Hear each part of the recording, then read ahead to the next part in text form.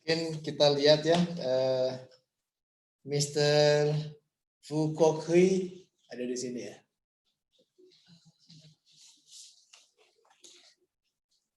Mr. Kok Hui, are you here? I can see Mr. Nguyen Mang Hai. Hello, Mr. Nguyen Mang Hai. Let me introduce myself. I'm Ibnu Hadi. Of course, you know this very pretty lady next to me. Okay. Yeah, see? Good morning. Ngôi Vietnam, ngôi Indonesia.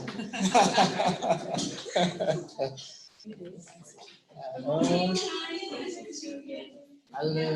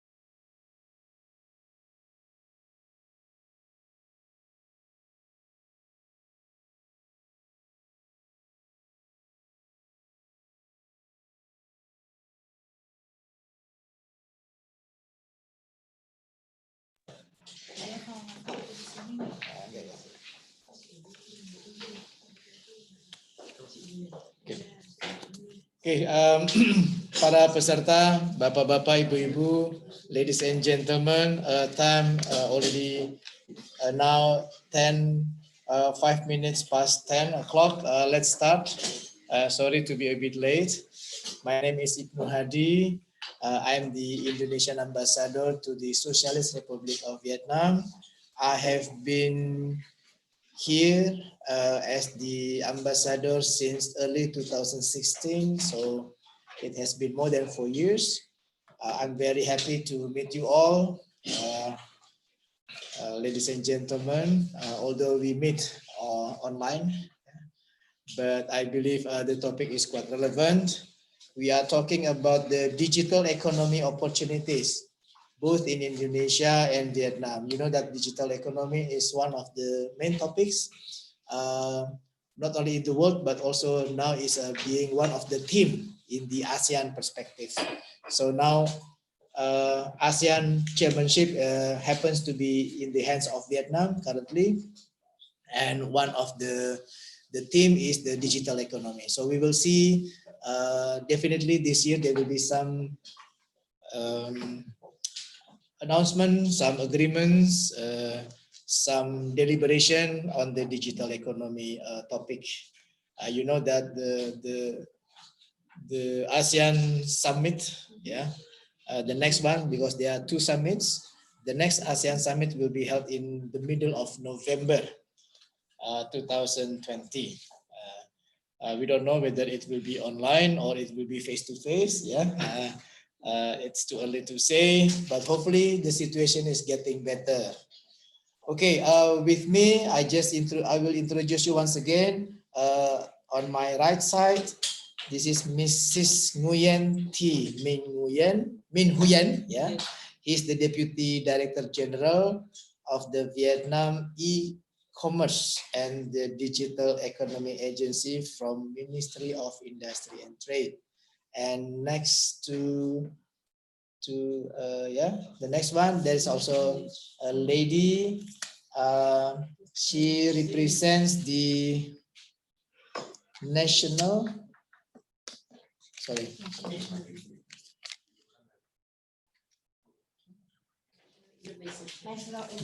Innovation Center. Yeah, This is the body. Is it a private body or is a? Okay. So this is the National Innovation Center. This is an agency under the Ministry of Planning and Investment. Miss Kim Ngok Tang Nya. Yeah. And of course, we also have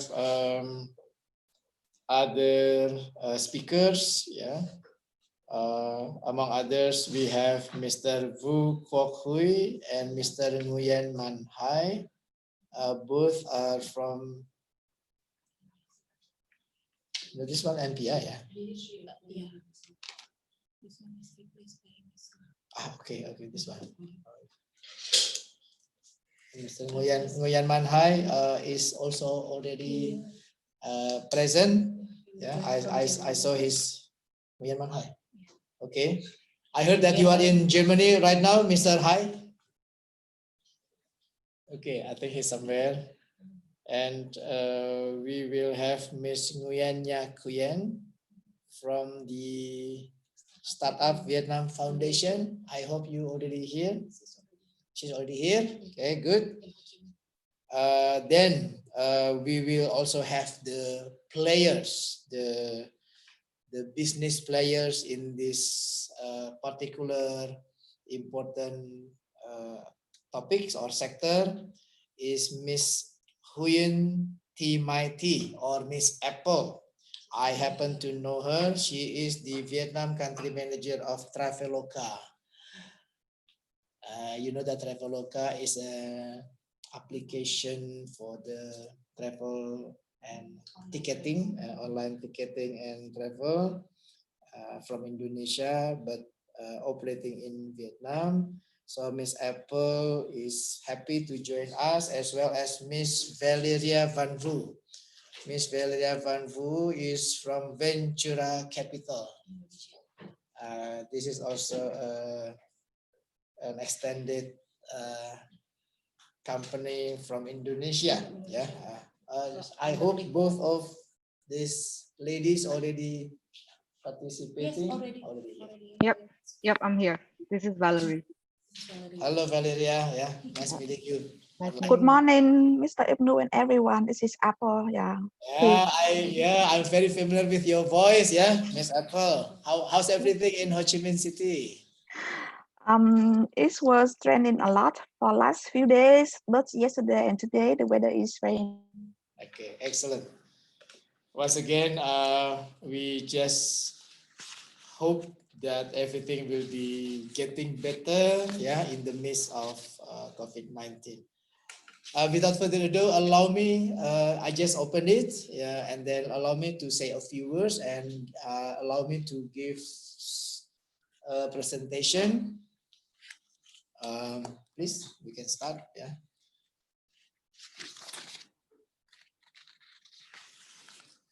Actually, this material we combine from several sectors, whether it's open sources as well as internal sources, meaning from the different ministries or agencies in Indonesia. So allow me to explain it to you. Maybe some of the information has been known by some of you or all of you, but please permit me. Okay, so next. This is about Indonesia. I believe this is from the ADB, yeah, from the Asian Development Bank source, that in Indonesia, the digital economy is valued around 40 billion US dollar in 2019. And it is predicted it will achieve 150 billion US dollar in 2025. I believe Vietnam also has a very good prospect, but I will leave it to Miss Amin Huyen to explain. Yeah, why? Because number one, for Indonesia, partly because our population already reached 270 million people, and Vietnam now already 97. Yeah, 96, 97. million. The people, the population. 96. 96 million. Yeah. So yeah, the population contributes quite significantly in terms of the digital economy valuation. So Indonesia and Vietnam are developing well, and quite progressive in this particular sector. Next.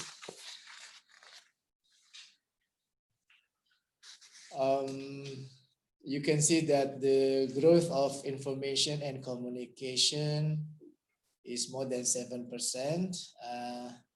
and this is definitely higher than our economic growth. Indonesia reached 5% economic growth.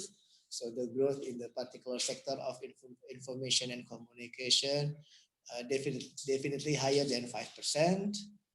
And of course, in the future, it will grow and getting bigger. This is from Bappenas, Indonesian agency. Next.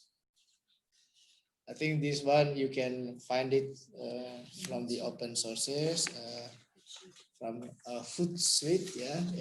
I just mentioned that total population of Indonesia already reached 272 million people, and the mobile phone connection is 338 million, as well as the internet users, as well as the social media users. So you can see from these figures that the prospect is pretty big, in Indonesia.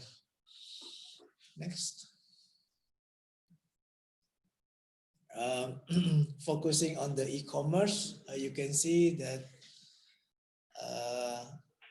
this is divided into several subsectors: e-commerce in fashion and beauty, in the electronics, in the food and personal care, in the furniture, and then in the travel,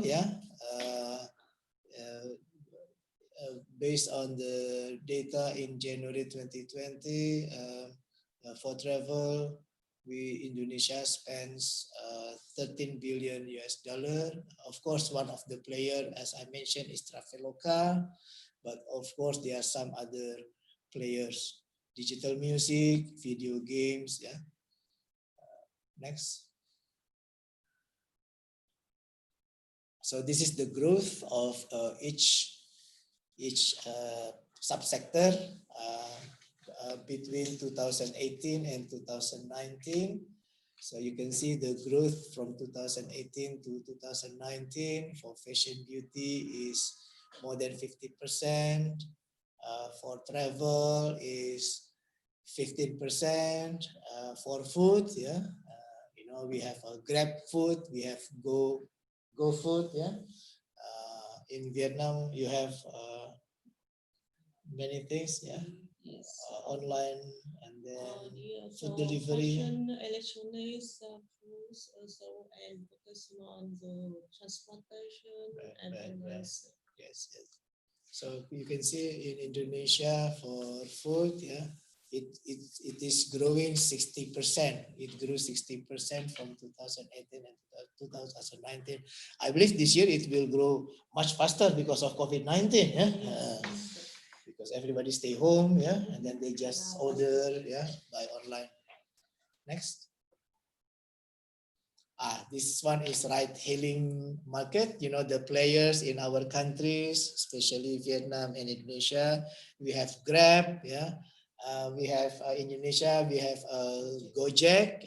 The Gojek also already entered Vietnamese market with we call it GoViet, but now they're changing to Gojek as well. So you can see this is in Indonesia, right?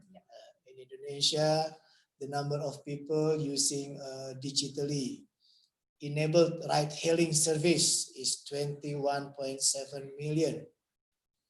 So regardless it is say auto or say regardless it's a car or it's a motorcycle, and the total value is already reached 3.6 billion US dollar, and the annual growth is more than 30%. It's almost reaching 40%, and the annual revenue per user is $168 per user. So you can see that this also add to the welfare of the common people, yeah, in Indonesia. Next. Okay, next. We have 992 startup Indonesia, and this is 2018, comprising in the e-commerce. That is the biggest part. The biggest part is e-commerce, and then followed by games and as well as fintech, and then the rest are all the occupy almost 54%. So e-commerce is still plays the biggest role in the startup in Indonesia. Next. This is the program launched by Ministry of Communication since 2016 that we want to create 1,000 startup digital by what year? I forgot. By this year, by 2020. By 2020, we want to create 1,000 startups. So the question is, how many startups already been established in Indonesia right now?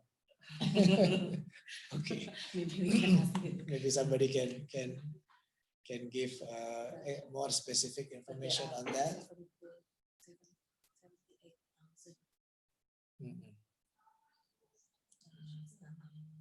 Okay.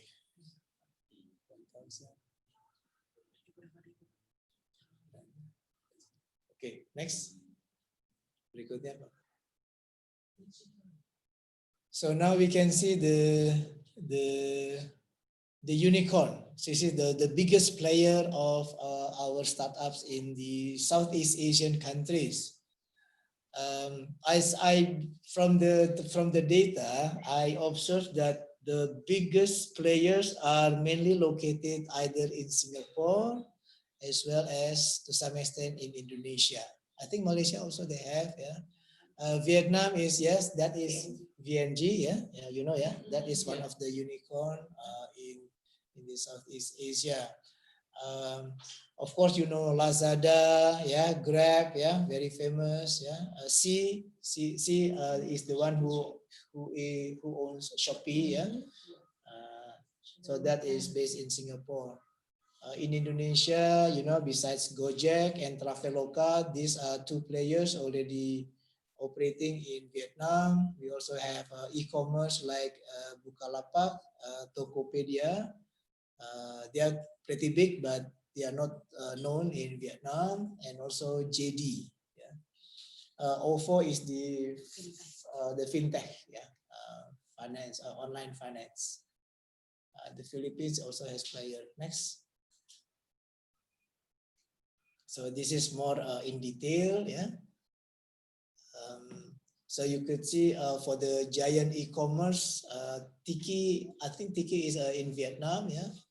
That already has 35.6 million visits per month. For example, Shopee, that is based in Singapore, it has almost 185 million visits per month. Lazada, also based in Singapore, is almost also 180 million visits, almost similar with Shopee. So you can compare with Indonesia, yeah, Bukalapak and Tokopedia, because they are basically the same, yeah, so they are competing. Yeah. Bukalapak reached 115 million, Tokopedia is 137 million. Tiki is 35.6. So they are basically similar, yeah, doing the e-commerce. So they are competing basically to each other.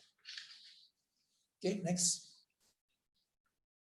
I just mentioned, yeah, Traveloka and Gojek are the two examples of Indonesian application, online application company operating in Vietnam, and we also have Ruang Guru.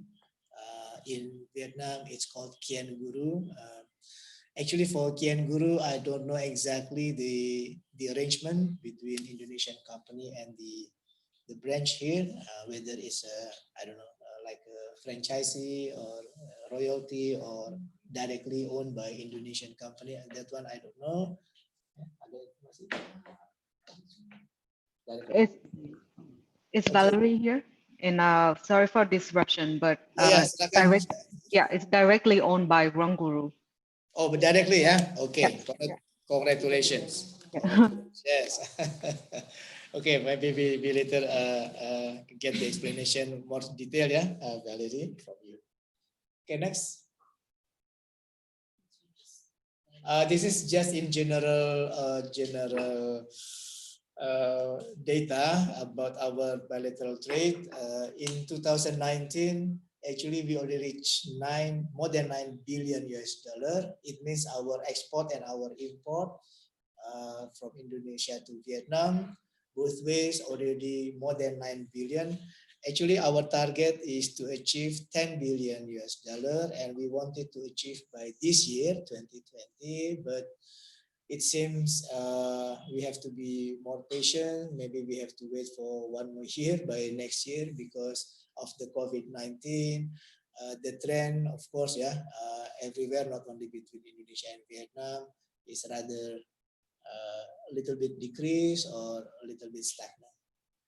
But for your information, Vietnam is considered as one of our important trading partner because from Indonesian point of view, Vietnam is the number 10th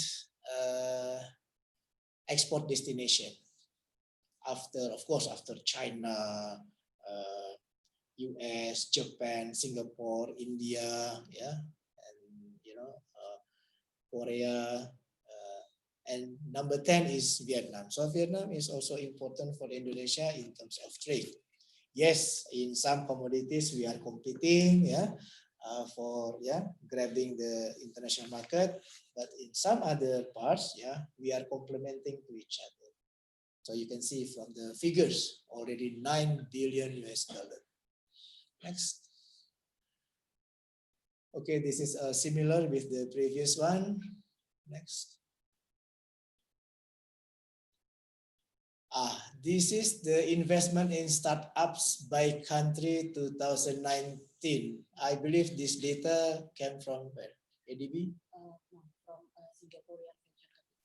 Okay, from Singaporean venture capital. So in cumulatively in 2019, in one single year, Indonesia could attract 200, sorry? 2.3. 2.3 billion billion US dollar, while Vietnam is surprisingly also becoming more attractive for startups, attracting investment reaching 741 million US dollar, and then followed by Singapore.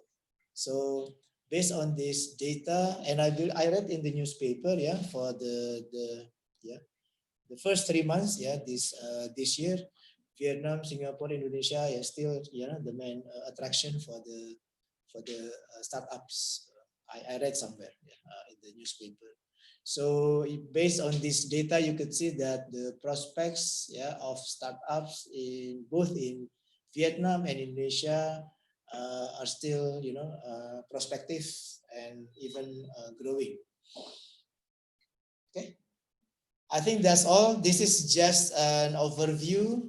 Of course, some detailed information about what I mentioned will be given by our guests. We have so many guests here. And without further ado, I just want to say thank you very much again for your participation. And I would like to invite now Ms. Nguyen Thi Min Huyen. She is from the Ministry of Industry and Trade, and specifically, she is from IDEA. IDEA is Vietnam E-commerce and Digital Economy Agencies. Very important division. Please. Your Excellency, Mr. Hadi, good morning, ladies and gentlemen.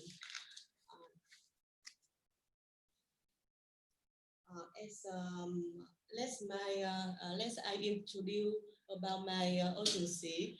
My agency is under to Ministry of Industry and Trade, and we're responsible for develop e-commerce and digital economy in Vietnam, and also we develop infrastructure for e-commerce and all solutions to boost up e-commerce as well as digital economy in Vietnam.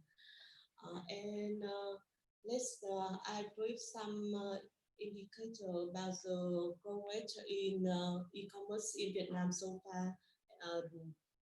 The growth rate of Vietnam e-commerce is so high in recently. It's about 25% over the past 5 years. And I think this will boost up the bilateral trade between us, and it's a very important indicator.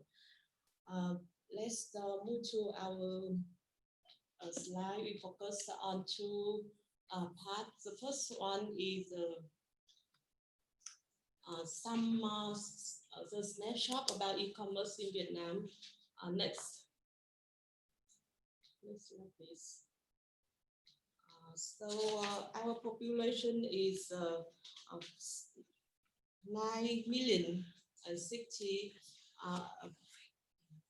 96 millions, and we have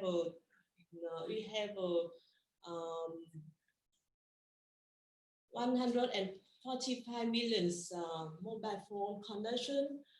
Internet user is 68.17 million, and media user is equal to 67%. Next.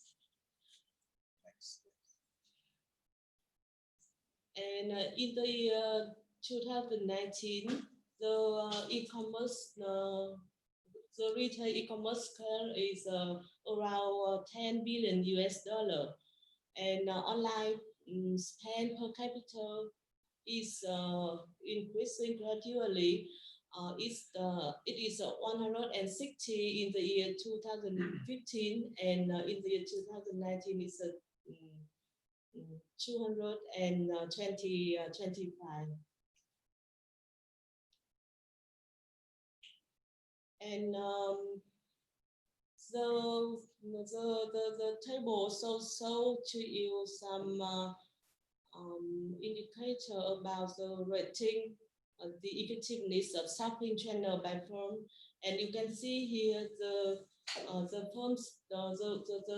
firm's website rating, the effectiveness of shopping channel by firms a little bit decreased via their own firm. I think this appears, this indicator shows that the firms use many other channels for doing online business, like mobile phone application, e-marketplace, or social media. Please. Now I move to e-commerce legislation, and by US tax, electronic transaction is 78%. Consumer protection is 38%. Privacy and data protection is 45%, and cyber is 70%. And based on it, now I have some brief to you about the legal framework in Vietnam.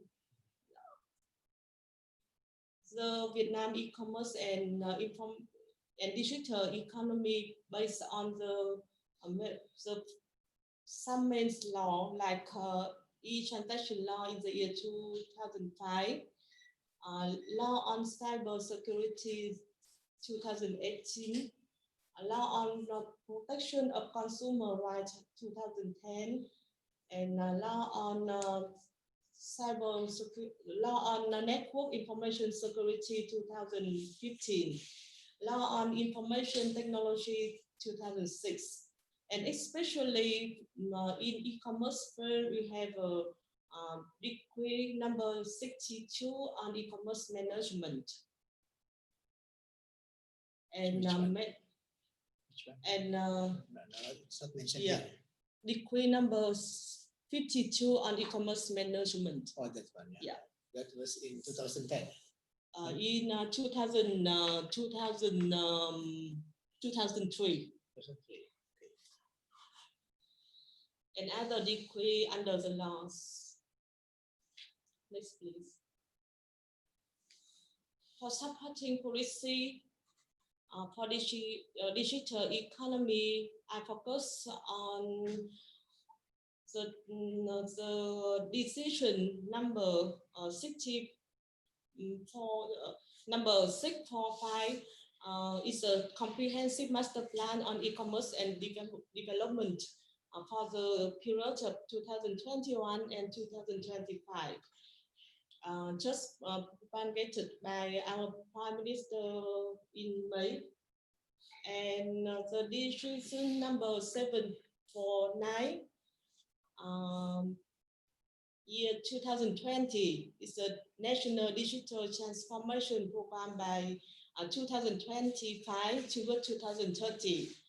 All supporting policy for digital economy focus on establishment and development of the digital economy and the smart industry, considering them as key tasks on restructuring the economy as well as shaping the growth toward improve productivity, quality, efficiency, and competitiveness.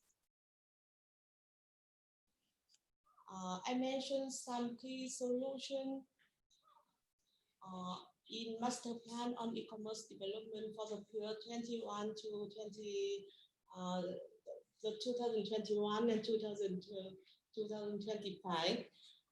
Those are consolidate and make policy and regulatory framework on e-commerce more comprehensive under the context of Industrial Revolution 4.0, improving capacities of e-commerce state management, import and competition activities, enhancing market capacity and increasing consumer trust in e-commerce, strengthening e-commerce adoption in key export sector, expanding domestic consumption and facilitate e-commerce application at province, developed and applied emerging technology in e-commerce and facilitating digital transformation on businesses. And for doing business in Vietnam, if the Indonesia want to do e-commerce, we have to follow the laws by foreign investment, and then all law and decrees via e-commerce firm, especially they have to make this register via online portal. It's at the threat online.gov.vn. I'll move to the National Digital Transformation Program by the year 2025 to 2030. We have three key solution pillars. Those as digital government, digital economy, and digital society. That's based. That's get to the targets of transformation in awareness, development of technology institution, development of digital infrastructure, building up digital platforms, building trust and cyber security protection, and promoting international cooperation, development, and innovation in digital environment. We have a many measures to develop digital economies, but we must, is our main target is the creating the environment, the sustainable environment that move to that so as developing four models of digital enterprises, moving from processing and assembling in manufacturing products made in Vietnam, developing digital products, digital media marketing, and digital creative technologies, implementing programs facilitating for small and medium enterprises in traditional sector, manufacturing to apply digital technologies, and developing e-commerce.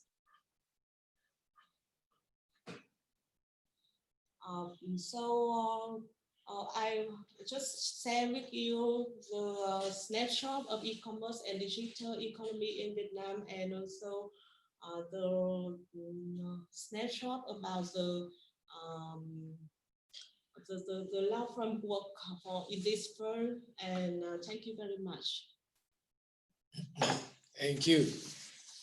Thank you, Ms.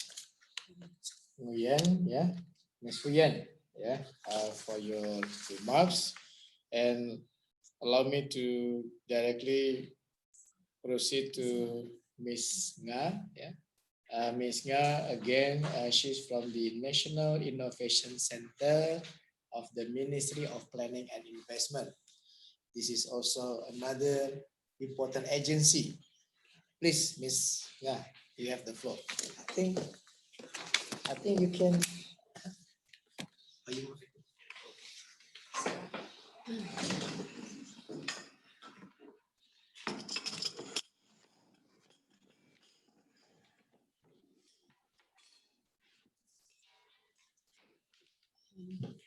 Thank you for the introductions, Mr. Ambassador. Dear everyone, I'm from the National Innovation Center. We are a unit under the Ministry of Planning and Investment. We has been established last year under decisions of our Prime Minister, the decision number 1269 in October. In 2nd of October last year. And our main function is to promote and develop the innovation ecosystem of Vietnam. This is a very important move of our government to address the opportunities of industrial revolutions 4.0, because we foresee that the IR 4.0 will be our next economic driving force to foster our economic development in order to develop fast and sufficient and sustainable. So this our main function is to focus on build up an ecosystem that foster innovations and support innovation, national innovations. We see is a key functions for the next 10 years and also for the longer futures, that innovation of Vietnam will contribute a major contributions for our economic development.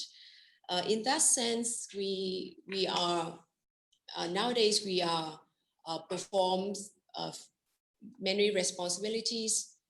Basically, there are three key measures that we structures our strategies.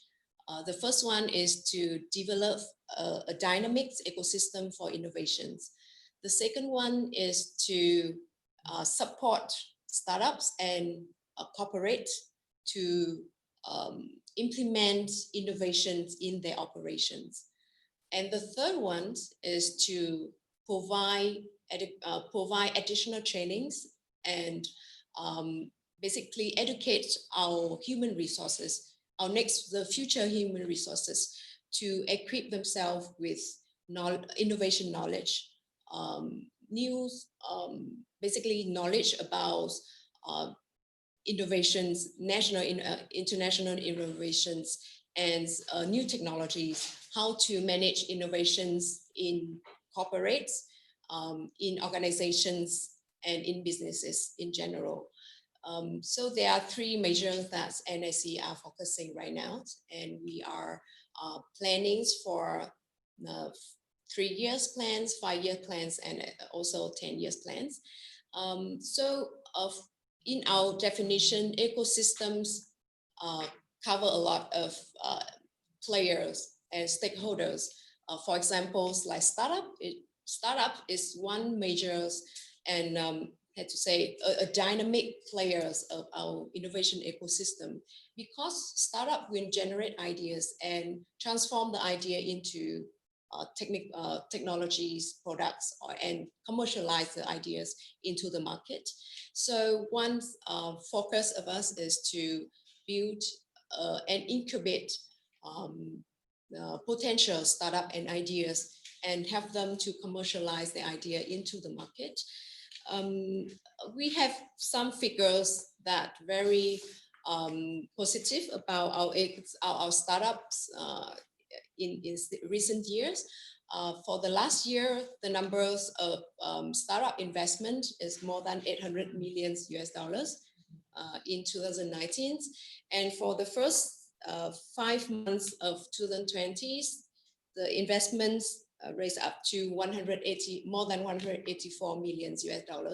We have few startup that captures like huge, that's raised huge investment like Propsy. They have 25 million investment recently, and On Point they have like $8 million. Transcendental Human Resource raised like $34 million investment. So basically, we are now having a very good pool of startups and good pool of talents in our market, and we are very positive that National Innovation Center can support the talent pools as well as the startups in general. And also we collaborate with corporations, with universities, with institutions to basically create a comprehensive ecosystem that can support each other and can dynamically create a new energies and new resources to support startups and ideas. So these are very basics approach that we are NIC is having right now. And in a bigger pictures, we can see that nowadays the government and our parties leaders, they see that innovations will be our next driving force for economic growth. And last year they issued the resolution 52 that mentioned that for the next 10 years and 15 years, the main financial resource of Vietnam will invested in innovations and science and technology. And this year, early this year, our government issued a resolution 50 on acting of resolution 52, and they define digital transformations is one of the next steps that government will focus on. And recently they issued the decisions 749 about the national program on digital transformations. So the key purpose of this political movement is to create mechanisms for state management agency to support all the digital transformation activities and programs at the national levels. And NIC will play a part to help provide trainings, training costs and training resources for enterprise, small and medium enterprise to promote their digital transformation process. is one of the function of NICs right now. Back to digital economies, last year, our Prime Minister issued the decision number 999 on sharing economies. You know that sharing economies actually is a model, is a business model to use digital platform to create economic values. So these decisions remark the transformation of our mindset, of our government mindset, that accept sharing economics economies as one of the new models that we need a new set of policies to mandate it. It's similar to like Grabs, Uber, or Airbnb. It's all like sharing economies that they gain a huge recognition worldwide, but in Vietnam they struggle with policies and with regulations. So accepting it as a new models of business is a new steps, and it's very basic steps to move upward to digital economies. And we'll start small, and we will scale up further. So that's why I would like to introduce our colleagues, Mr. Nguyễn Mạnh Hải. He's the author of the proposals for these decisions, and he have a very, very broad knowledge on sharing economies that he can share with us. And also he will share the standpoints of the government on managing the sharing economies in particular, and for digital economy in general. So I would like to move next to our colleagues. Yeah, thank you. Okay, we invite Mr. Nguyen Man Hai. Yeah? Yes. Okay. Mr. Hai, it's your turn now.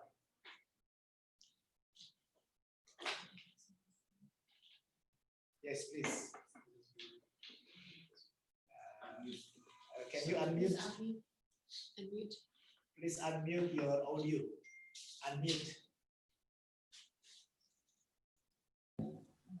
We can Hello? unmute here. Yeah. Okay, good. Okay. Yeah. Thank you,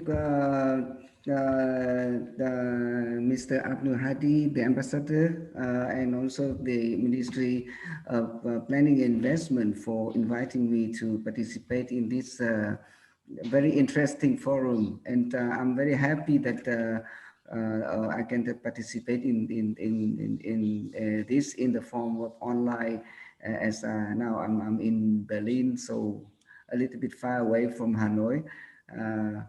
So I was just also very nice to meet all of you, including the college from MOIT, and also everyone, my Indonesian college as well. So as Ms. Nga has introduced, so eventually I also participate in a drafting team for the project on the sharing economy. I mean we also is the team for drafting for the decision 999 on the sharing economy promotion. And as you can see that also not only in Vietnam, but also in Indonesia and in Asia and in the world. So the sharing economy grows very fast, and also the if I just imagine that if we for the last few years and even now in the context of COVID-19 pandemic, but we also even the sharing economy is still growing very fast, and in Vietnam as well. So I maybe we can have some figures, but maybe I mean not talk about so much, because maybe you may also have already. For example, the growing of car hailing, and also the Airbnb services, and also some other sectors like hotel and tourist services. Of course, not without the context of COVID-19 pandemic, and also the work and employment services and financial services, etc. So we can see in the retail services as well. So it's happened in Vietnam as well. Uh, and this is a new, the government of Vietnam also acknowledged and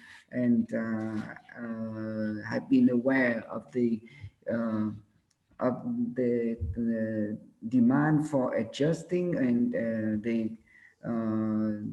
the policy framework for the sharing economy, because this is just a new business model of peer business, and it takes advantage of the digital technology development, and also this is help to save the transaction cost, as well as to reach a large number of customer through the digital platform. And so we, but anyway, there is some challenges arise, like for example, this emerged a new relationship in the markets, and now we also maybe have more than two parties in a business transaction, at least three parties in the sharing economy model. And also there is sometimes there is the conflict of interest between buyers or consumers and sellers or service providers. And also there is a risk of unfair competition between the business enterprise in sharing economy and the traditional business enterprises, and also including the issue of fulfilling the tax issues and financial obligation of the sharing economy businesses. So this is all this issue pose the demands for the government to set up a new policy framework, as well as to adjust the policies um, to um, to get some objective, like for example, the objective of the decision 1990 on the sharing economy promotion is that the decision will ensure they try to ensure the fair and equal business environment for businesses that join the sharing economy model, as well as the traditional businesses. So two kinds of businesses are in the market, and they need to have a fair and equal business environment. And also to another objective is to ensure the rights and obligation and legitimate benefits of the parties joining the sharing economy, such as the service providers, the service users, and platform providers. And also the another objective is that by this decision, so the government also tried to encourage innovation and application of digital technology and development of digital economy as well, because the sharing economies, the users, and also the parties in the sharing economy, they participate in the transaction involved at least the internet and also others digital application. So for that, the decision also try to set up the new policy framework for providing the solution for the exercise the performing the rights and duties by sector providers in the sharing economy, and also for the exercising and performing the rights and duties by users, service users, as well as for the platform providers or the technology companies. Uh, and at first, they need to fulfill their responsibility to provide information related to the sharing economy to the state regulatory authorities, and also they formulate the policy should also formulate the mechanism and policies for mitigating risk incurred by the parties of the sharing economy. So including the early warnings for early warning for the service providers, and also to solve the issue arising in the sharing economy, such as those relating to labor, employment, and social security.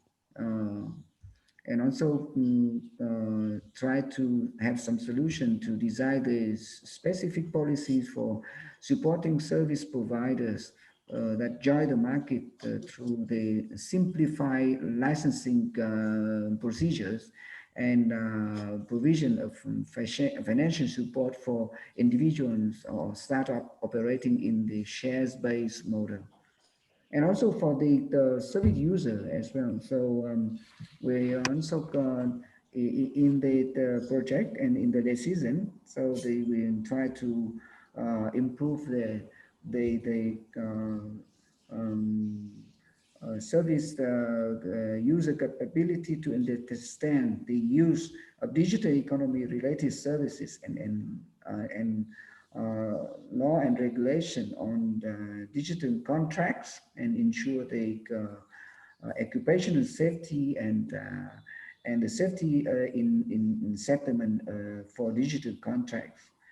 Uh, and also others, the mechanism need to be set up for risk sharing between the parties in the sharing economy, including the mechanism for consumer protection and all that kind of regulation should be formulated. Uh, and for the sort of platform providers, for example, or the technology companies, uh, so we should also be improving the legal framework and to facilitate the platform providers in innovation and in the assessing the financial sources and promote the fair competition between the platform providers, and also they assist them to performing R&D activities, and also try to provide the solution for intensifying the connection between innovative enterprises and training institution or scientific research institution, as well as the universities toward the innovation of platform providers. And sometimes we also need to provide measures like sandbox policies for innovative platform provision and the respect for the creativity of technology companies and platform providers. And all those kinds of solution should be uh, mm, should have the solution that's performed in a new policy or in the amendments of the existing policies. So by the decision 990 in 2019, so the government also assigns the task for ministries. So it is including 17 specific ministries, and they are assigned to carry out their respective specific tasks to be completed by basically by 2021 as planned. And and the MPI is play as a focal point for monitoring and coordination among the ministry and in the implementation process of this decision. And then we also very happy that MOIT also have already many policies in that framework to promote the digital the economy in general and for the sharing economy in particular. And so this is the basically, and that's what the decision is about, and also to try to promote not only the sharing economy, but by that they also promote the application of the digitalization of the economy. Okay, Okay, thank thank you you, very much. Mr. Manhai. Yes, thank you. Because time is running out. Yeah. Yeah, We I just only finished. Yeah, thank you. Thank you very much. So once again, thank you to Ms. Nga and Mr. Hai from the National Innovation Center. This is the agency under MPI, Ministry of Planning and Investment. So we already heard, explanation from the Vietnamese government, represented by MOIT, Minister of Industry and Trade, as well as from the MPI. Now we want to hear from the foundation, the Startup Vietnam Foundation. We have Ms. Nguyen Nha Nguyen. I hope that you can explain about what is happening now in Vietnam, about the startup condition. She's from the Ecosystem Development Director. Ms. Nguyen, Ms. Nguyen, you have the floor. Hello, everyone. Thank you, Your Excellencies, Mr. Ibnu Hadi. It's an honor to be here today and represent the Startup Vietnam Foundations, as well as to really share about the startup ecosystem in Vietnam. So I have just shared. Hope you all see the screen here. Yes, we can. Yes. So just a very quick introductions about myself, what I'm doing with at Startup Vietnam Foundation. So I've been in the ecosystem for 7, 8 years now. Been an entrepreneur myself, and then moving to investment and development. So I hope that today I can share a multi-perspective opinion and ideas to really hope that we can foster the partnership between Indonesian and Vietnamese ecosystem.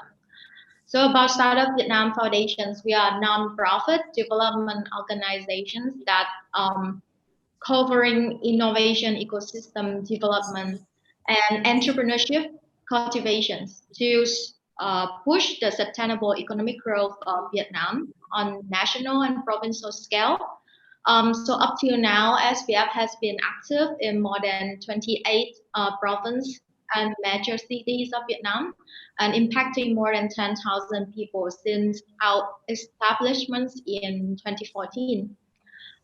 So for SPF, we approach the ecosystem, or you can think of it as the enabling environment for startup and innovative business. It has four major stage for maturities of the ecosystem. So the first stage is where on the new terms and trends and the new definitions are established. So for Vietnam, it would be around 2010, 2011, when Vietnam started to see the booming of Silicon Valley and other ecosystem around the world. And from 2010, when the internet infrastructure starting to form and more established in Vietnam, we start to see the need and the demand to form an ecosystem to support digital enterprise, or now we call the startup at that time. And from 2010, everything started to form, and now we are on the second stage, which is the capacity building, and we're on the startup are now at a more major stage where the education, entrepreneurship educations, as well as on the government, um, and so are trying to support the ecosystem. I just get the note that I should turn on the cameras.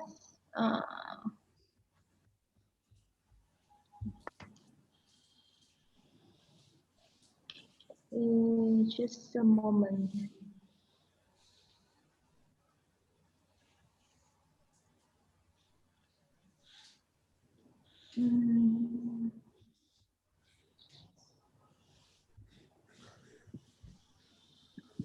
Okay.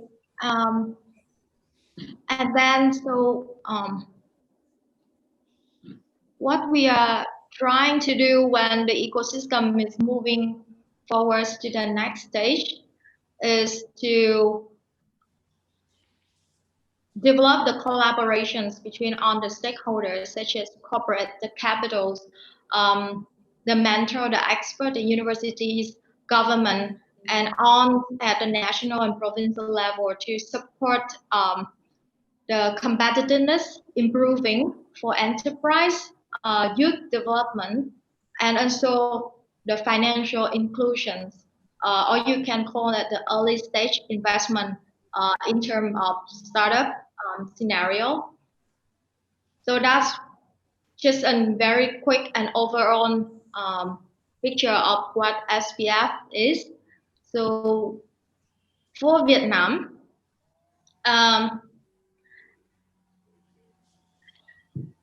Ms. Huynh and Ms. Nga and others have shared many interesting number about Vietnam as well as our digital economy. So I would not repeat the number, but I just want to share my observations as what the numbers are actually reflect how the economy is right now and how the startup ecosystem is right now. So here we have a comparison between Indonesia and Vietnam in terms of population. So you see the reflection. As a country with one party, we have a very stable in terms of comparison to some other country. And we have been growing in terms of GDPs and also as annual income per capita since the new reform of the country. And for the internet, as I shared, I remember when back in the day around like 2010, that's when we start seeing the internet broadband very popular in Vietnam, and people start to have access to smartphone and on the digital infrastructure easier than before. And that as a result, we can see the number of internet users in Vietnam growing rapidly every single year. And as a country that takes pride in education, we also believe that the ICT sector is important for education, for the application of ICT on the traditional industry. So I think Vietnam are one of the most popular, favorite country for doing an outsourcing companies for software development. It has been like that since the 2005, we start seeing country like Japan, Korea setting up outsourcing companies in Vietnam in software development.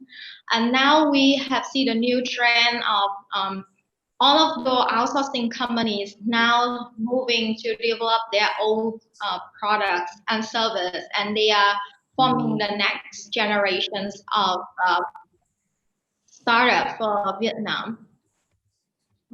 As Ms. The representative from the MPI and so from the government sector, we have seen that the government is having a strategy to formulate the digital economy and also to regulate and to support the forming as well as the scaling up on the enterprise in the digital economy. Here you can see for the roadmap of development of Vietnam. This is one of the suggestions from the Australia government in their report, Vietnam Future Digital Economy, to suggest how an economy can be formed and formulated, what aspect that it takes, and we are now past we're now quite past the stage of ICT and energy infrastructure is quite stable now. We're now in the phase of digital skill development, where you can see many universities now having strong focus and technologies. STEM education is now a new trend and are looking forward to as the key vehicle for the booming of next generation of digital enterprise. The government now also apply e-government and also calling for new ideas in having the governance of the government to really be suitable for the new demand of the market. And the industrial 4.0 are everywhere. You can see on the firms and the phrase and on the company raising the flag saying that, okay, we are now up to date with the industry 4.0. That is a good sign as people are now trying to, catch up with the global standard. But the actual realities of this is that we still have a long way to go, especially for the transformations of the traditional industry, especially those industries that are very key to Vietnam economic growth. For example, agriculture and manufacturing. We are having we are used to call like agriculture country because up to 80% of our population is actually living off in the agriculture sectors. Now we have agriculture, manufacturing, service, tourism, and other industry. But agriculture and manufacturing are still top in the list for the Vietnam economy. And as you can see here is a quick survey that the Ministry of Science and Technology has analyzed over the perspective about how important is Industry 4.0 to your enterprise. And here's are the percentage represent the idea of enterprise in different industry. And as you can see for agriculture, there's still like half and half. Like I'm not sure I want it, but I don't know how to get it. And here is the top challenge on why the Vietnamese agriculture and manufacturing firms are not adopting the digitalized solutions for their production as well as operation yet. Most of them are saying that because they lack the information. The digital skill, the digital education, the digital literacy are starting to form just for the last few years. As you can see, enterprise business owner from older generations are seeing this as a very unusual terms and phrase. So they're lacking the information. They're also lacking the financial support to really adopt those new solutions. And this is the index for digital adoptions in manufacturing and agriculture. And taking this as like 1, 2, 3 as the beginner and intermediate, we can see more. Mandy, can you make it faster because we still have two more speakers, please? Thank you. Okay. Okay. So I guess I will just move a few slides to the ecosystem if that's what you're looking for. For the startup ecosystem, many of the names are already here that mentioned by previous speaker. For the first period of the startup ecosystem, most of the startups are in core business such as media, gaming, and e-commerce. Now we are starting to see businesses in other sectors such as advertising, marketing, financial, logistics, and business automations. Okay. So for the ecosystem actually combine of all of the unicorn, or we can see startup heroes coming back and sharing, contributing to the ecosystem. Or we can see the ecosystem builders such as incubator, accelerators, and other investor and media also contribute directly to the success of the ecosystem. And now that as a result, we see the startup number arising, the investment number arising, and how the startup are actually adopting the business model that's solving the real problem and the real challenge of the ecosystem. No longer that they just like copycat the business model from overseas, but they are taking the real market gap and filling it with the real solutions and practical business. So I want to share just a few startup case studies. So you see what's going on. I guess I put their logo here, so it's easy for the investor to search for it. So the first is LS Study. They represent the platform and ecosystem business model startup. So they try to solve the gap in private higher education market, and they are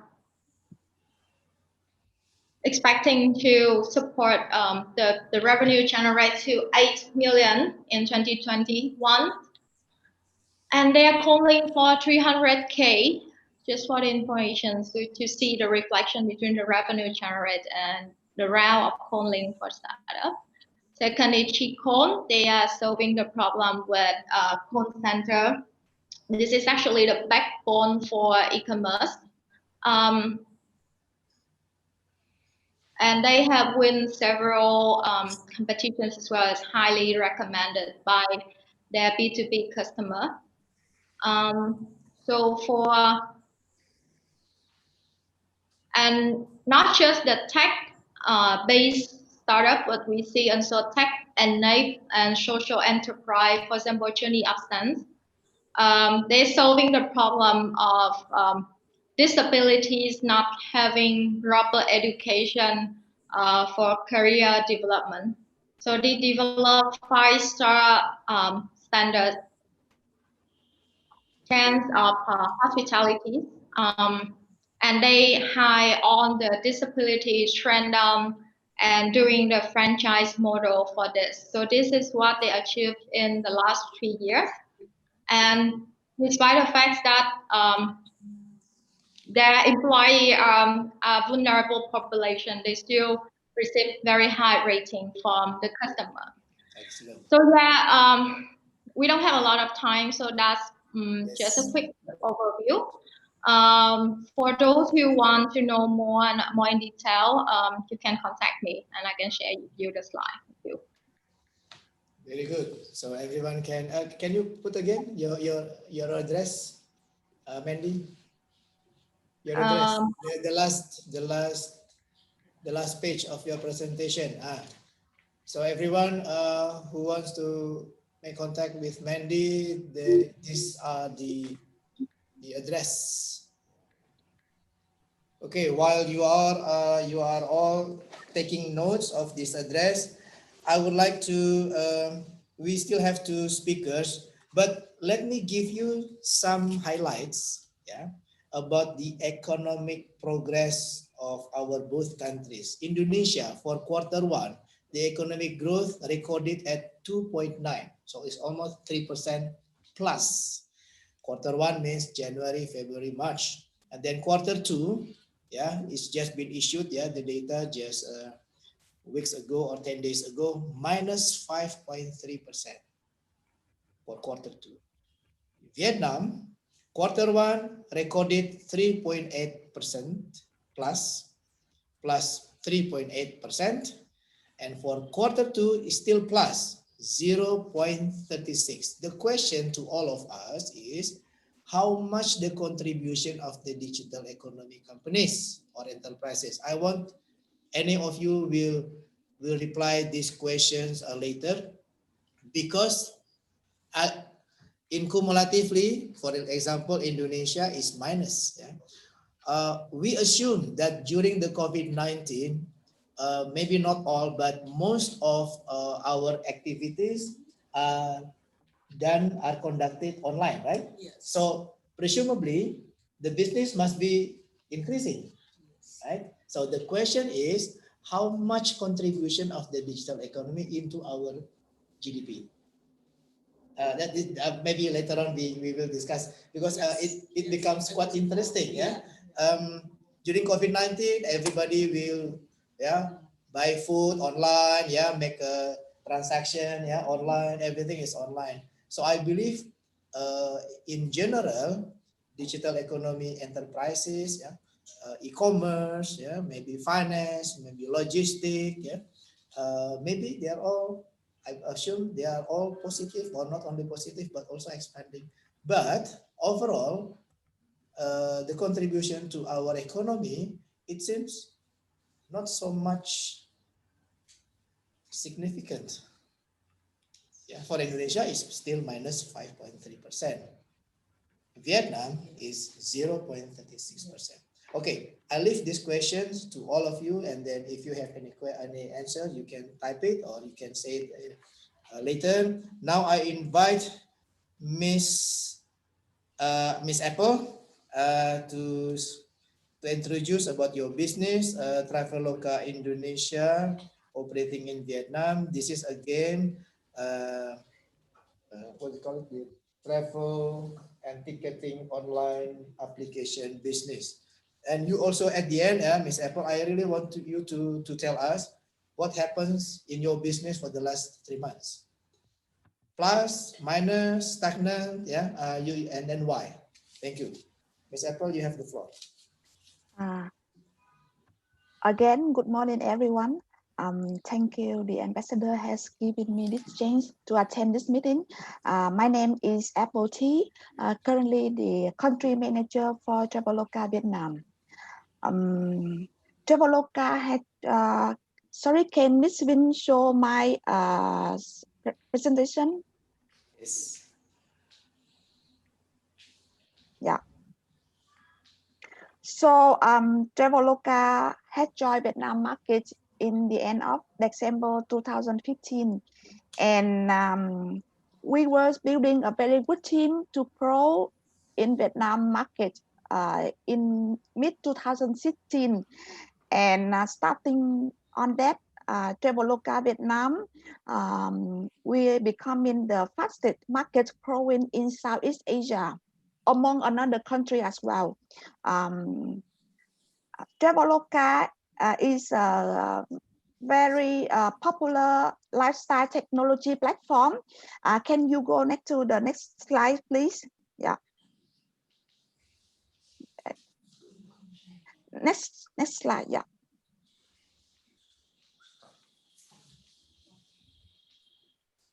It says it's stuck, Apple. Yes, because it's on my screen, it's still on the home page. Yeah. Yeah. So can you go to the next slide, Miss Vin? Yeah. Please wait.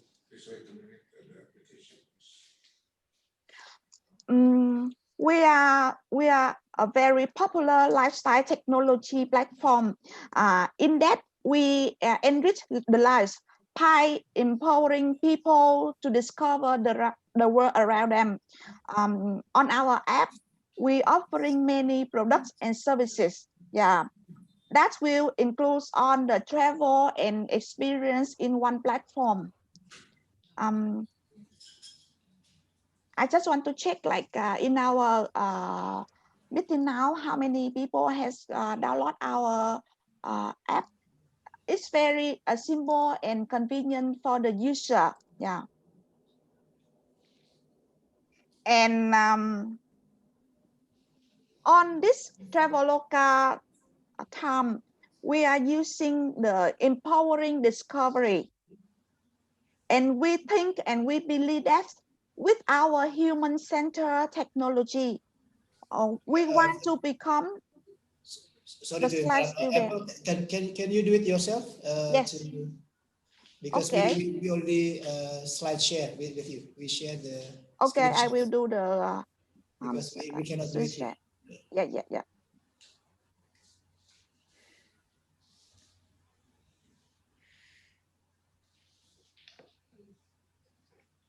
Can you see my screen? Okay, good. Excellent. Okay, it's in your hand, Apple. Yes. So here, I just want to say very quick about empowering discovery, because people can use everything,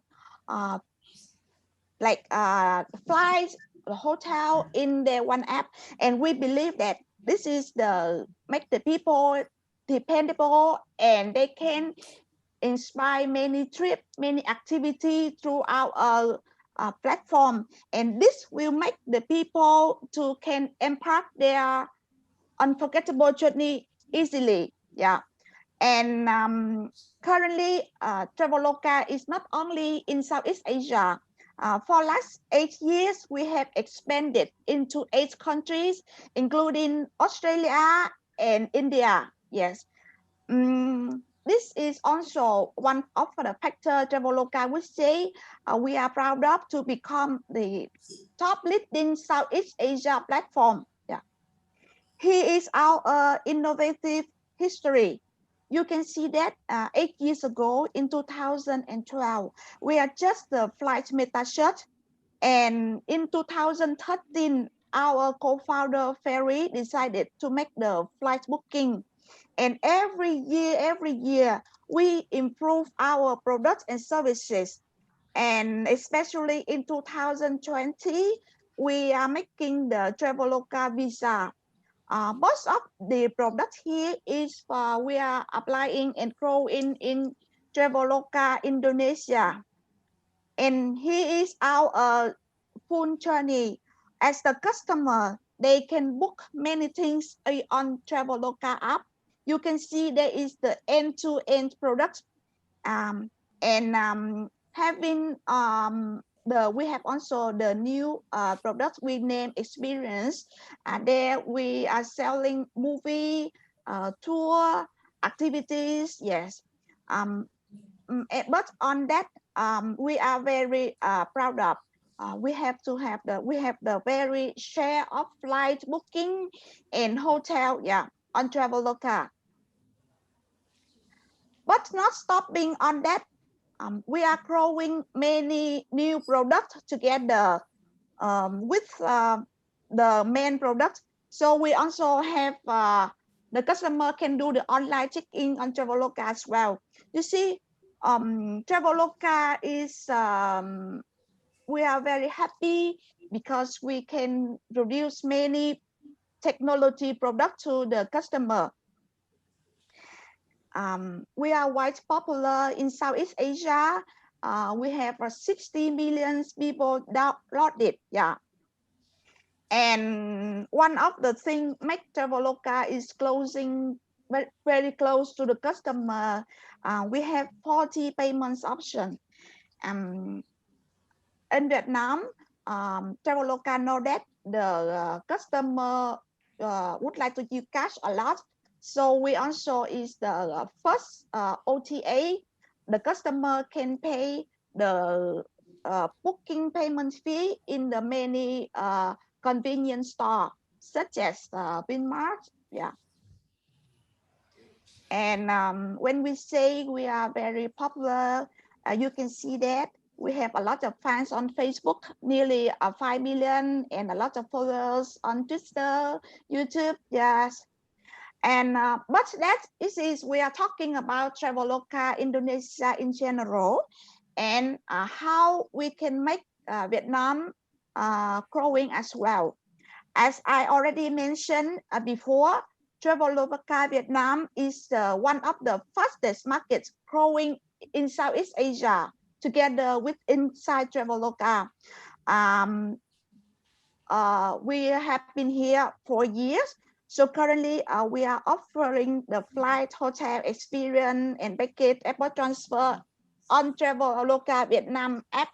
So we are considering the product of Traveloka Indonesia will be our future plan to develop the products in Vietnam.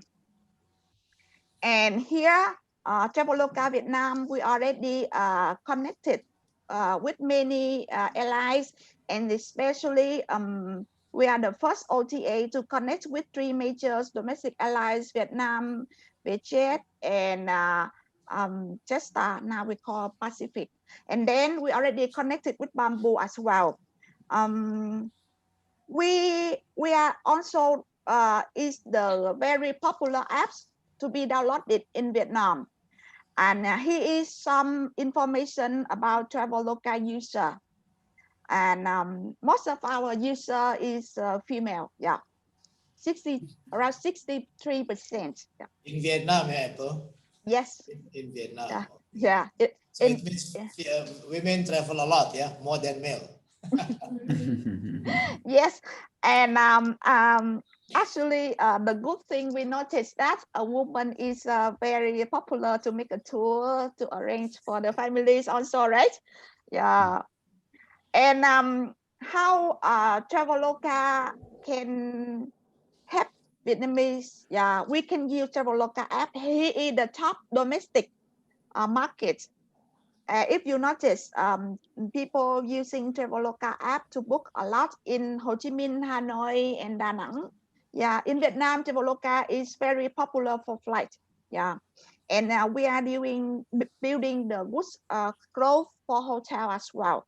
And he is top international Vietnamese. This is Vietnamese using Traveloka app to travel to Malaysia, Singapore. Yeah, it's in and Thailand is our top. Yeah.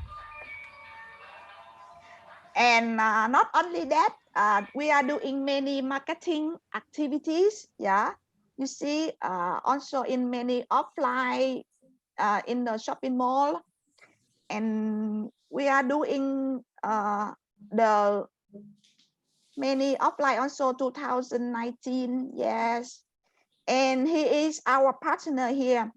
As I have mentioned that we are working very close with the bank. Also, in this period, we change a lot, especially we are doing the live stream. We are working very close with the Vietinbank. So Vietinbank also sponsor our live stream. And if you have time, you can join our live stream every Thursday on 7 to 8 p.m. And we are proud of also was one of the first OTA doing the live stream in Vietnam. So far, as you can see, Traveloka Indonesia very strong. We are the market leader there. And in Vietnam, we are growing very fast, and we believe that if we pass the COVID, yes, of course, we can grow the Vietnam market is very strong. Mr. Ibnu, the ambassador, just asked me about the COVID situation. Yes, in Vietnam, tourism and hospitality industry has been affected very well. But after that time, when we recover in April, right? end of April, and when we remove lockdown, and starting on May and June, we can see that Vietnam is recover very fast, and especially Traveloka Vietnam also the same. We are almost recover 100% for flight, and for domestic travel, the hotel, we was very good in catch up, and we already how to say recover as the production as pre-COVID for last 3 months. But unfortunately, we had another second wave of COVID in just 14 days ago. Of course, the tourism will be stopped for a while, but we believe Vietnamese will know to keep the social distance, following up with the government advice. We can grow again the tourism industry in the future very soon. Yeah.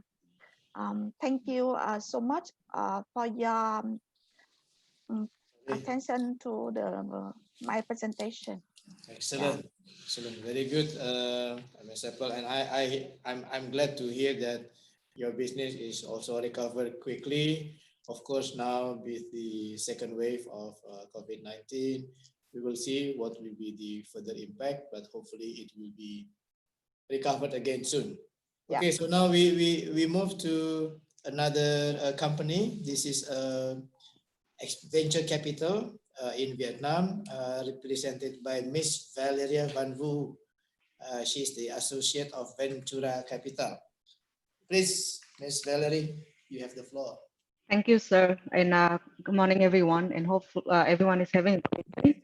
It's my pleasure to participate in the webinar. And a little bit of introductions. So Ventura is an early stage venture capital firm investing in the leading high growth technology company in Southeast Asia. And we have been investing since 2015 through two main vehicles. First is Ventura Fund 1. We invest for Syria and beyond with the ticket size from 2 to 5 million. And second is through our seed funding arm, which is called Ventura Discovery, and our ticket size is between 200,000 to 500,000. And our coverage is Southeast Asian technology company, and we are a sector agnostic fund. And I'm very proud to say that we have invest over almost 30 companies, and we have 7 countries of portfolio origins. In Vietnam, we have 3 companies. But mostly we have our most focused country is Indonesia, of course, because we are an Indonesian fund. But we also have 6 investments in Singapore, 1 in Philippines, 4 in Malaysia, and 1 in Thailand. And the sector that we focus heavily that are consumer internet, financial technology services, healthcare tech, and as well as education technology. We from Indonesian side, we have seen the Gojek, Ruang Guru, and Traveloka are the technology company that already expand into Vietnam. But we also seeing as investor coming from Indonesia showing interest into Vietnamese technology company, both in early stage as well as growth stage. Not late stage yet, because we don't, the late stage funding in Vietnam is not as developed as Indonesia. But for early stage, the most active investor beside Ventura that come from Indonesia can be counted as in Alpha JWC Ventures, as well as East Ventures. And they invested in software as a service, base.vn, medical technology, Med247. East Venture invested in Circle, it's a co-working space. And Alpha JWC Venture also invested in Logivan, which is a logistic technology company. For growth stage, we have seen also a strong interest coming from Indonesian investor. But please note that even though the partner and the founding members are Indonesian, the fund domicile and headquarter are placed in Singapore. So that's why the press release still say that it's Singaporean fund, but actually the partners are Indonesian. So I also counted them as a Indonesian investor. So OpenSpace Venture invested over 50 million to Topica. It's a leading education technology company in Vietnam. Northstar invested almost 100 million into Tiki, one of the very popular e-commerce in Vietnam. And as well as East Venture Growth, EV Growth invested in Sendol, another popular e-commerce site, but for rural and tier 2 and tier 3 cities in Vietnam. So through this webinar, I would like to see more aggressive and ambitious founder from Vietnam seeking investment from Indonesian investor and seeking expansion into Indonesia and vice versa. Would love to see more Indonesian companies beside Ruangguru, beside Gojek, beside Traveloka coming into Vietnam because the two countries have very similar user behavior, consumer behavior, and demography, as well as a growing, fast-growing middle class. So after this webinar, would love to hear if you're fundraising and open to speak to Indonesian investor. Thank you for the opportunity today. And I think that we still have a lot of questions from the audience. So I would like to save the remaining time for the Q&A.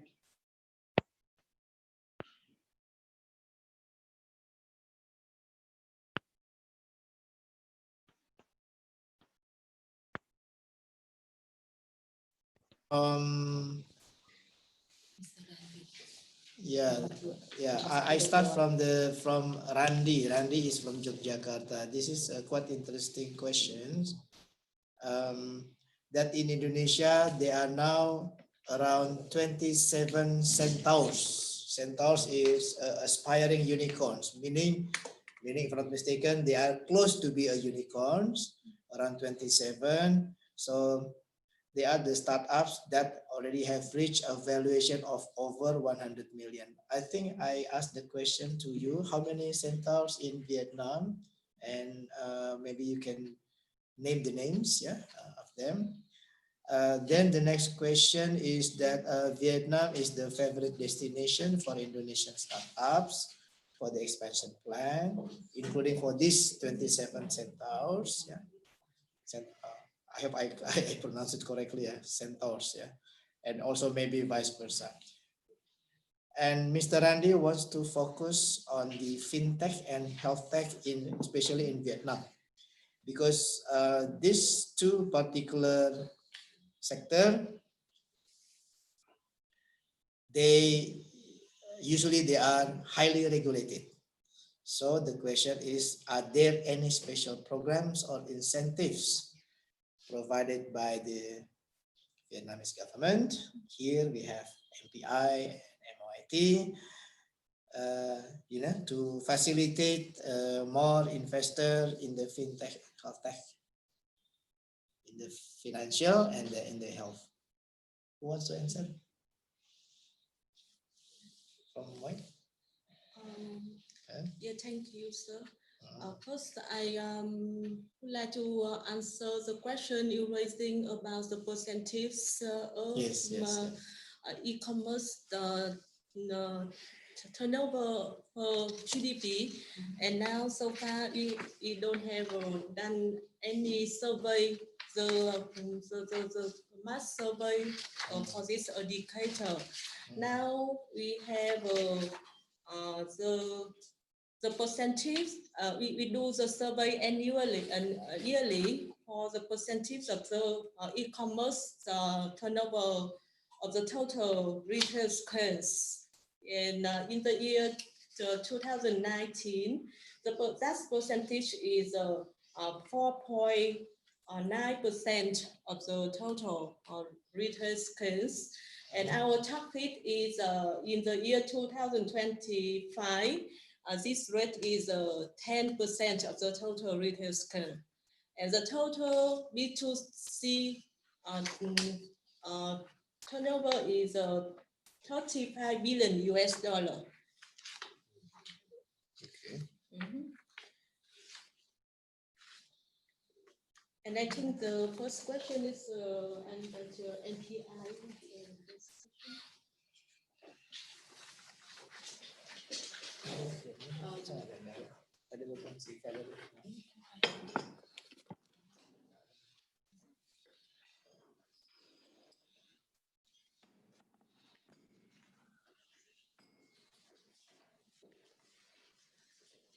Probably, yeah, I just started.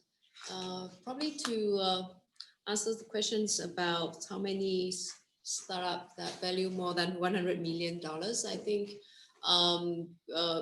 there are a lot of people here. You have the answers. In Vietnam, for my understanding, there are around 10 here startups that valuate more than 100 millions. Can you name one or two of them? Like Tiki's, that's one of those. We have yeah, Momo, VNG. We still consider as like aspiring unicorns coming to be the next unicorns of Vietnam. So basically, the startup ecosystem of Vietnam just like has been fostered for a couple of years. We can say it started in 2014 when we have the projects 844 under the Ministry of Science and Technologies, where we named the ecosystems as to foster the startups and ideas generation. So for till now, there are still we are still moving forward to incubate the new ideas and startups, and at the same time, we create a very new infrastructures for digital platform. For examples, like we have recently we have a new decisions 749 about digital transformations with the huge investments on digital infrastructures of Vietnam.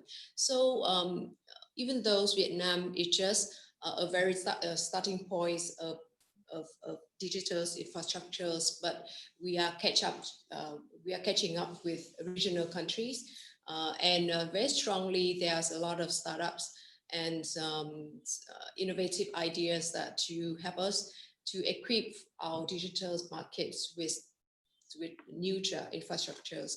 So it's just like a very general viewpoint on these questions. I think for the next one, I think we will go in more details on like yeah, the prospect of our startup ecosystems. Okay. Yeah. Okay. The next question is from, this is a question to Mr. Hai, Mr. Nguyen Mang Hai. How do you estimate the Vietnamese digital infrastructure at this point to catch up the 4.0 revolution wave? Mr. Hai, can you answer that question? Can you unmute?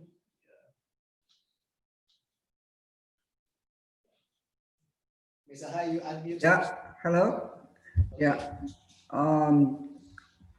From my viewpoints, I think Vietnam now we have basically I think good infrastructure for digitalization in the economy. Of course, this we need step by step to catch up with the 4.0 revolution wave, and in some sectors maybe we can have some good infrastructure, but I mean the major issue is that we need to set up a good institutional mechanism for making the implementation in reality. I mean, That means, so this is more as a important. government agency. That means Yeah. in this regard, MIT and MPI and maybe Yeah, information exactly. including your institution, So right? I mean, the issue is that, I mean, because the infrastructure now, I think is okay, because as you can see from the figures that now we have relatively good the internet system, as well as the others, the digital facilities. But I mean, the key issue is that we need to set up the coordination, as well as the institutional mechanism, so that we can make it practical, more practical. And I think now we are step by step to do that, and I think this is good and promising in the coming time, as the government have quite large determination for digitalization of the economy, as well as the government, also as well as the society. Thank you, Mr. Hai. Actually, I like to ask to Ms. Huyen. Yeah? From all the information that you give us, it seems to me that the latest decree or law that you mentioned is the law on cyber security that was issued in 2018, right? Yes. I also read, some comments that there's some criticism about the law on cybersecurity. What actually I don't know, the not the weaknesses, but the issues that raise concern by the players on this law cybersecurity. Yes, thank you, sir. By the law of the cyber security is the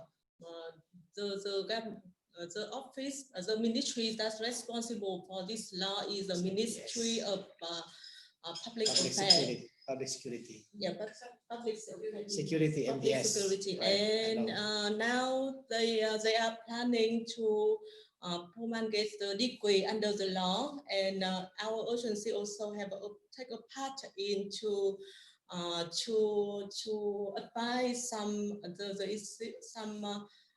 content related to e-commerce and digital economy. And by this law, if foreign investor do business in Vietnam had to have a hosting computer put in Vietnam, the data in Vietnam. Okay. But I think for the further information, they have they will give you the best answer, because they are the ministry that is the advises law. Okay. Yeah. Okay, thank you. Do you have any opinion on this? No, I just share some of my knowledge on this law. Yeah. Because previously there is cybersecurity experts, Vietnamese cybersecurity expert in US. They sent a lot of proposals to change the regulation in the law, because they said that it is restrict the privacies, and they will assess the information, personal information of the population in the general.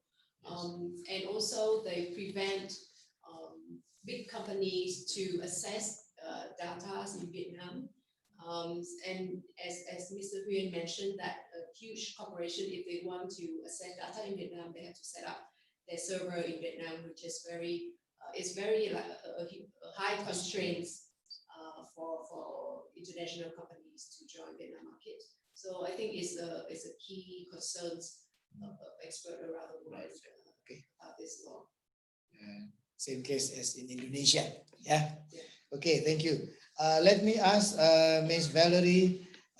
It seems that Ventura has just newly operated in Vietnam, if I'm not mistaken, and so far you you already facilitated funding base.vn, Med247, Circo, Logivan. Let me see your presentation, as well as Topica and Tiki. My question to you is, the prospect, not the prospect, the development, the business development of these companies that you invested for the last 3 months, are they okay? Are they progressing, or any challenges or any problems that you encounter? Valerie, please. Yeah, actually, I start with Ventura 6 months ago, but Ventura have been visiting Vietnam since 2016, and those investments were made like over time, starting from 2016. So it's not that recent. We have been studying the market, we've been visiting the country, and during this time, we also see a lot of challenges, a lot of difficulty because of COVID. But the portfolio companies in Vietnam, the founders are also really resilient, and they working out with several way of pivoting their business model, and and they still try to stay operating and survive to this storm, and save the money to prolong the runway. Yeah. So out of these companies that you fund, is there any companies that that give you very good progress? Maybe their business jumped twice or even triple for the last 3 months. If yes, which one of them? And in which sector? I really want to know in which sector. Maybe in the health industry, maybe in the fintech, or in the, I don't know which one. The medical sector, healthcare, is seeing strong growth because people are using, they have to become more familiar with online medicine, telemedicine.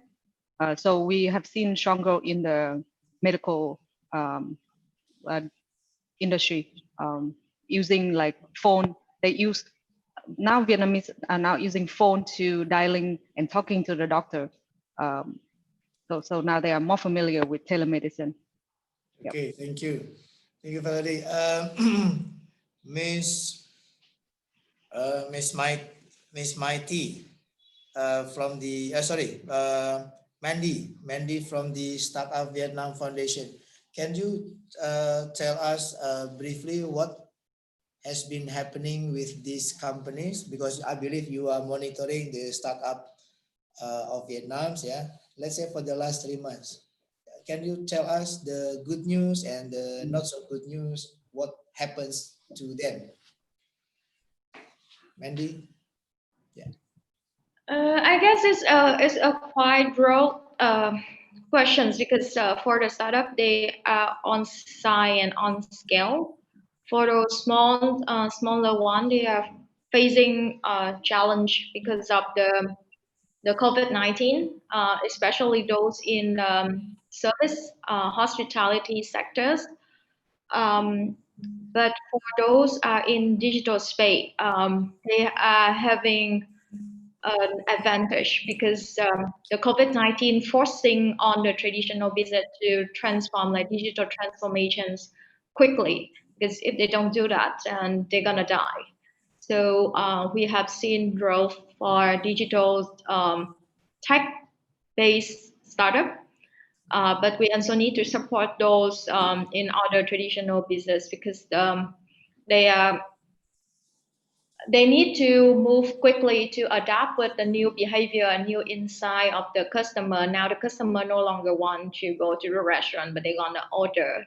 The ride hailing open up new opportunity, but also causing new standard, new restrictions, as well as having smaller micro business to compete with bigger brand. So it's more competitive, more challenging, but and so it's becoming a blue ocean for digital enterprise. Yes. Okay. Thank you. You know, the top 10 e-commerce websites mostly visited in Vietnam.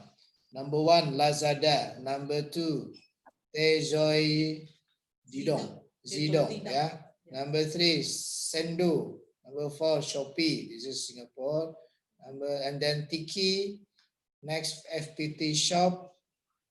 Next is Sang, Azairoy, Vatza.com, and Nguyen Kim. These all e-marketplace or e-commerce. What are they progressing for the last, maybe not 3 months, the last 6 months?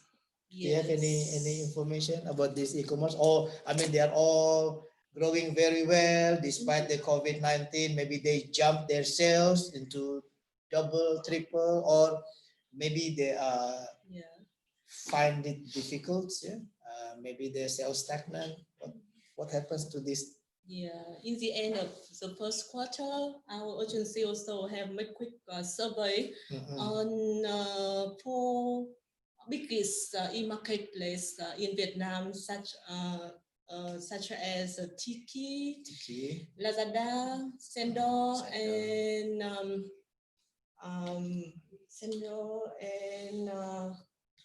Shopee.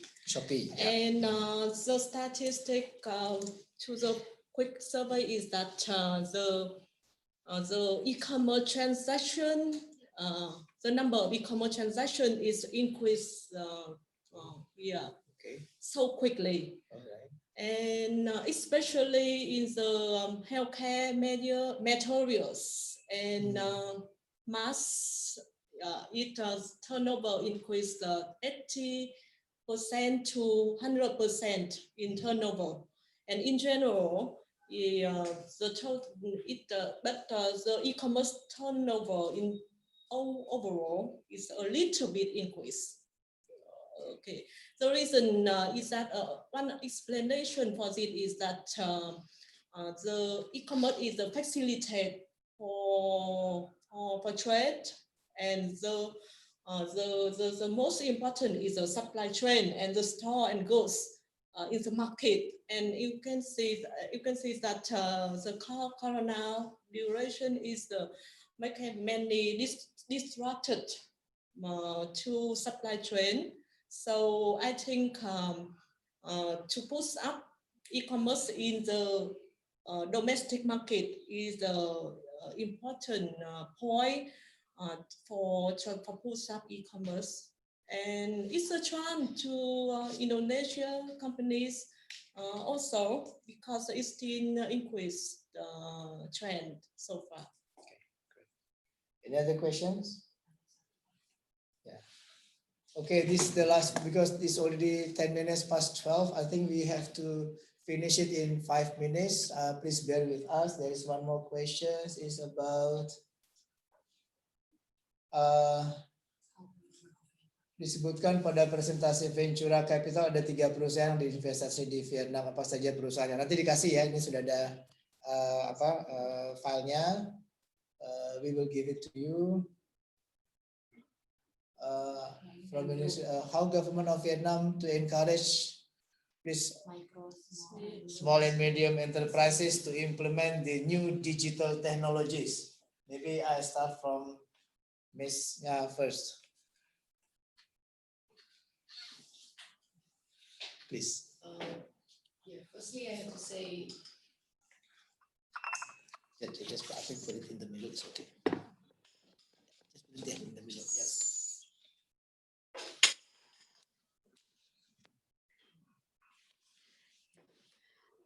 As I mentioned before in my presentations, Vietnam governments have a lot of policies recently to support innovations, especially digital transformations. We even have like regulations on how to encourage digital transformations in small and medium enterprise.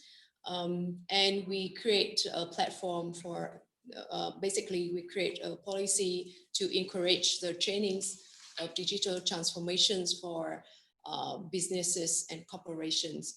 So and like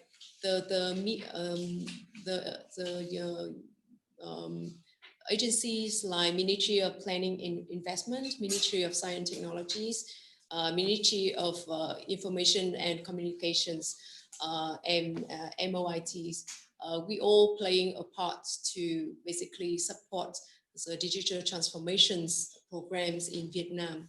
So as from the government standpoint, digital new technologies will be our next steps after digital transformations, because we will embark with a new breakthrough technologies that to help us develop economically development. Basically, if you provide us with like specific technologies that we can address, I will have more information, or I can have can ask relevant ministries to answer this. But in general, our governments are very open to these opportunities of digital economies, and we have a lot of mechanisms to encourage the entrance of new technology into our market. And I'm very confident that when the new technologies come to Vietnam, we will have a lot of support, both financial support and policy support to encourage and to acquire the new technologies. So it's that's my answer. Miss Valerie, can you hear me? Oh, left there. Okay. Which one? Yeah. Okay. Do you have any further comment? Yes, I would like to share some information related to the policy, supporting policies for e-commerce and digital economies. In May, our Prime Minister have just commanded the decision number 4645, and we have set many targets in that. One of these, I think, is to push up the e-commerce infrastructure, especially payment infrastructure for e-commerce. And as that plan, we set the target, the number, the percentage of online payment to the year 2025 count for 80%. I think it's a trend for startup and enterprises also to do business, because the rate is so far is nearly 10%. But it says the target is that, so that is many platform and policy to support for it. And I think the payment infrastructure is have a chance for enterprises to do this so far. For online payment. Yeah, online payment. So if I'm a foreign investor, then I'm interested in doing online payments, in Vietnam. What things that I have to pay attention? I mean, in terms of regulations, because here one of the comments says that highly regulated. He mentioned two sectors: health and finance. Highly regulated. I think it's also in Vietnam. Yeah. How do you respond to that? I think highly regulated means it's difficult to for us to enter. I think so for doing business in Vietnam, yes. Related to payment firm, yes. The Indonesian companies should follow the laws that and we connect with the State Bank of Vietnam to get the registration. And then related to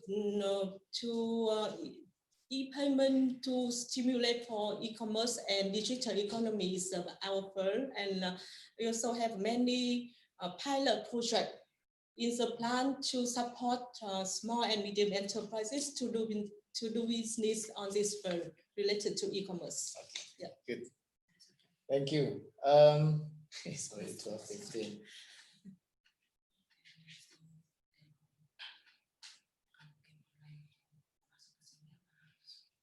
Okay, there's another question. A game company from Indonesia, let's say this game company would like to expand their game business to Vietnam.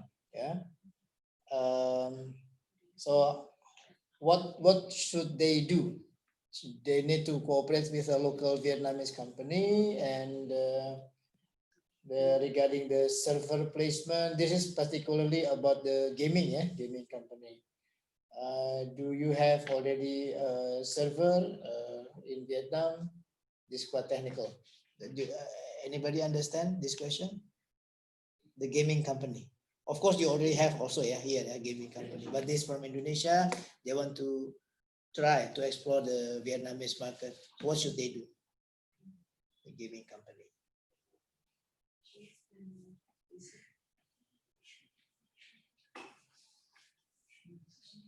Sorry.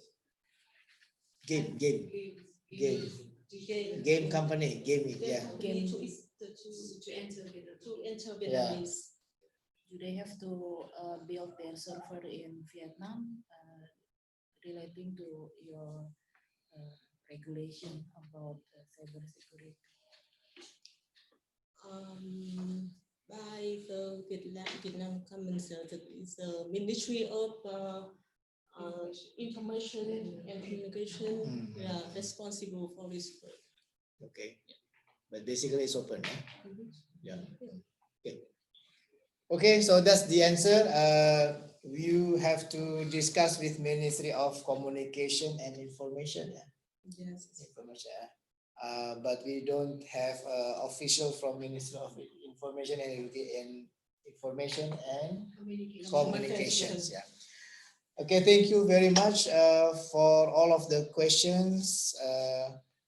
Although maybe it's not very satisfying, but hopefully it gives you some clues to proceed with a particular issue.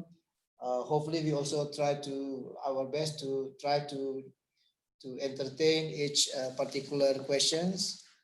Let me summarize a little bit about this online session. Our online sessions is titled Digital Economy Opportunities in Indonesia and in Vietnam. Yes, I believe, based on our discussion today, opportunities are still vastly available in Indonesia, both in Indonesia and in Vietnam. I think especially with this COVID-19, actually is a challenge, but as well as it provides opportunity to expand the business related with the digital economy. The question is which sectors which are providing more opportunities with this current situation with the COVID-19. Number two, the fact is there are several Indonesian companies operating in Vietnam, including Ventura Capital as the funding companies.